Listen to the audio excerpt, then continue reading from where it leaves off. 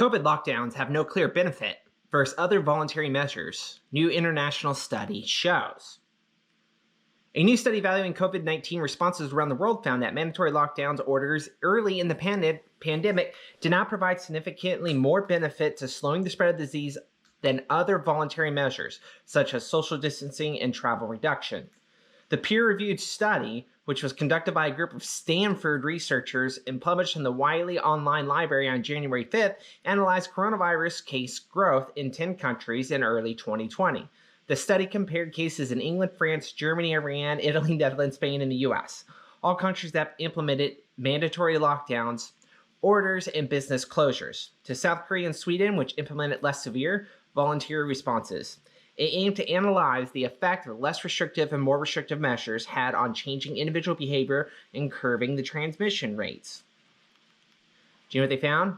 We do not question the role of the public health interventions or of coordinated communications about the pandemic, but we failed to find an additional benefit of stay-at-home orders and business closures. Their research added, the efficacy of lockdown orders has been a hotly debated topic since the start of the pandemic. Though the study approach did not determine any significant benefits to implementing mandatory lockdowns, others have shown that lockdowns have saved millions of lives. A study published by a researcher at Imperial College London in June found that some 3.1 million deaths have been averted due to lockdowns across Europe early on in the pandemic. Reuters reported additional research found that 530 million coronavirus infections have been avoided due to early lockdowns in China. Get fucked. No one can actually write that and believe that. Impossible. Across the U.S., mandatory lockdown orders have been a highly politicized issue.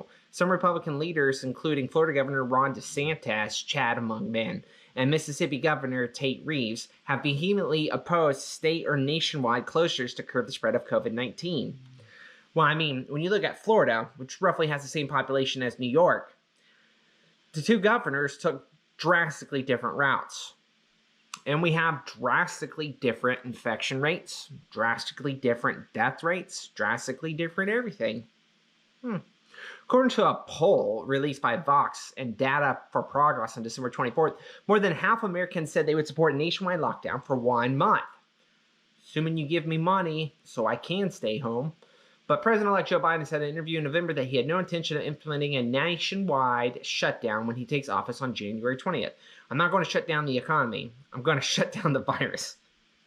Biden said, there's no circumstance where I can see that require a total nation shutdown, which he can't even constitutionally do anyways. As of Thursday, the United States recorded over 23 million cases and 385,000 deaths since the start of the pandemic.